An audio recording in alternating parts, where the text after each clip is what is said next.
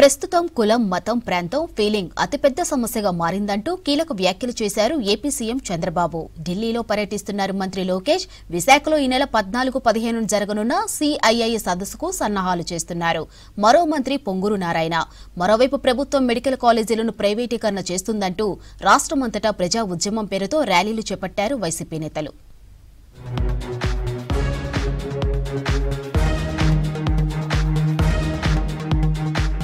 దేశానికి రాష్ట్రాలకు అతిపెద్ద సమస్య కులం, మతం, ప్రాంత ఫీలింగ్ అన్నారు ఏపీ సీఎం చంద్రబాబు. ఎలాంటి అభివృద్ధి చేయకున్నా మా కులం, మా మతానికి చెందిన నాయకుడనే భావన ప్రజల్లో ఇంకా ఉందన్నారు. కులం, మతం పిచ్చితో ఎవరికి నష్టం జరుగుతుందో ఆలోచించాలన్నారు చంద్రబాబు.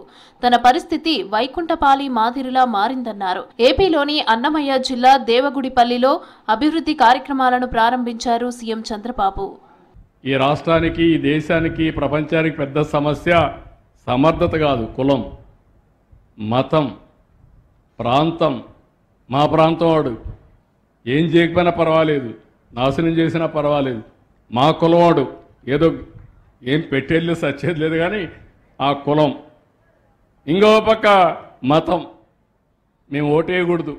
దీనివల్ల ఏంటి, ఎవరికి నష్టం? అందుకే నేను మిమ్మల్ని అందరినీ కోరుతున్నా, ఈరోజు మనం ఆలోచించాల్సింది మన జీవితాలు ఏ విధంగా బాగుపడతాయి. నా పని ఎట్లుందంటే వైకుంఠపాళి మారిగా రాష్ట్రాన్ని పైకి తీసుకురావడం, మీరు మళ్ళీ దాన్ని రివర్స్ చేయడం, మళ్ళా కిందికి పోవడం, మళ్ళా అక్కడి నుంచి నేను పైకి తీసుకురావడం. నా జీవితం 45 ఏళ్ళు ఇదే మరి సరిపోయింది.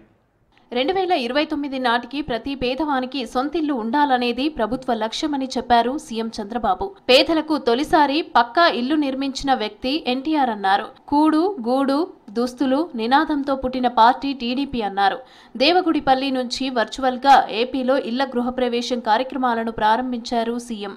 ఇవాళ రాష్ట్ర వ్యాప్తంగా 3 లక్షల ఇళ్లు అప్పగిస్తున్నామని, మళ్లీ ఉగాది నాటికి 5.9 లక్షల ఇళ్లను పూర్తి చేసి అప్పగిస్తామని చెప్పారు. దీనివల్ల బీసీలకు 3,75,000 కుటుంబాలకు లాభం వస్తుంది, ఎస్సీలకు 1,57,000 వస్తుంది, ఎస్టీలకు 46,000 వస్తుంది, 22,000 మంది ఆదివాసులకు వస్తుంది. ఇప్పుడే మైనారిటీస్ ఎవరైతే కట్టుకుంటారో వాళ్ళకు కూడా ఈ బెనిఫిట్ వస్తుంది. కాబట్టి తప్పకుండా చేసే బాధ్యత ఈ ప్రభుత్వాన్ని చెప్పి మరొక్కసారి మీ అందరికీ హామీ ఇస్తున్నా. విశాఖలో ఈ నెల 14-15 తేదీల్లో సిఐఐ సదస్సు జరుగుతోందన్నారు మంత్రి లోకేష్.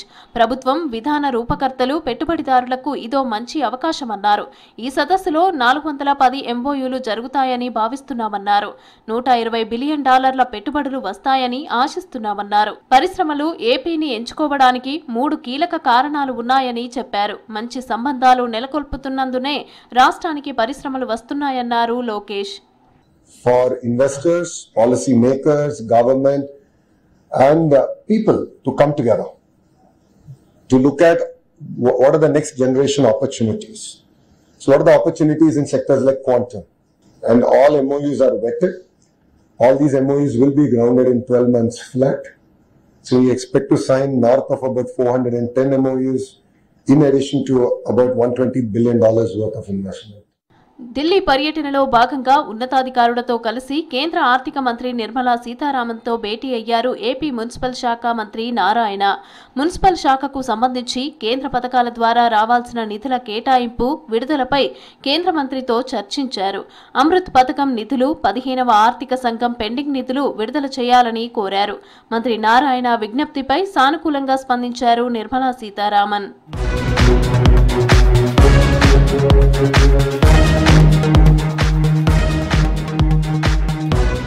తిరుపతి వెంకటేశ్వర స్వామి లడ్డూలో వాడే నెయ్యి కల్తీ అంటూ ప్రచారం చేయడం కరెక్ట్ కాదన్నారు శాసనమండలి విపక్ష నేత బొత్స సత్యనారాయణ. స్వామివారిపై ఇలాంటి ప్రచారం చేస్తే పాపం చుట్టుకుంటుందన్నారు. కల్తీ నెయ్యి కేసు విచారణ పూర్తయ్యాక, వాస్తవాలు బయటకు వచ్చాక మాట్లాడాలని సూచించారు. అంతేకాని అపోహలతో స్వామివారికి అపచారం చేయొద్దన్నారు బొత్స. ధర్మారెడ్డి గారు ప్రెస్ కాన్ఫరెన్స్ ఎంక్వైరీ జరిగిన తర్వాత మీరు పెడతారు కదా ఎఫ్ఐఆర్లో, అప్పుడు మాట్లాడుకుందాం దాని మీద. ఎందుకు ఓలో అపోలో, ఎందుకు దేనికోసం? ఆ భగవంతుని ఆ తిరుపతి వెంకటేశ్వర స్వామిని ఎందుకు తీసుకొస్తే ప్రజల నాటిలో పెట్టిస్తారు? ఆ పాపం చుట్టుకుంటుంది. ప్రభుత్వ మెడికల్ కాలేజీలను ప్రైవేటైజ్ చేసేందుకు కూటమి సర్కార్ కుట్ర చేస్తోందని ఆరోపిస్తూ రాష్ట్రమంతటా ప్రజా ఉద్యమం పేరుతో ర్యాలీలు నిర్వహించారు వైఎస్ఆర్సీపీ నేతలు. నియోజకవర్గాల్లో 1 కోటి సంతకాల సేకరణ చేపట్టారు. అధికారులకు వినతి పత్రాలు ఇచ్చారు. పేద విద్యార్థులకు ప్రభుత్వం వైద్య విద్యను దూరం చేస్తోందని ఆరోపించారు. జగన్ సర్కార్ 17 మెడికల్ కాలేజీలు నిర్మిస్తే బాబు సర్కార్ ప్రభుత్వ రంగాన్ని నిర్వీర్యం చేసి ప్రైవేటు పరానికి మొగ్గు చూపటం దురదృష్టకరమని అన్నారు. మెడికల్ కాలేజీలను ప్రైవేటుకు అప్పగిస్తే తీవ్ర పరిణామాలు ఉంటాయని హెచ్చరించారు.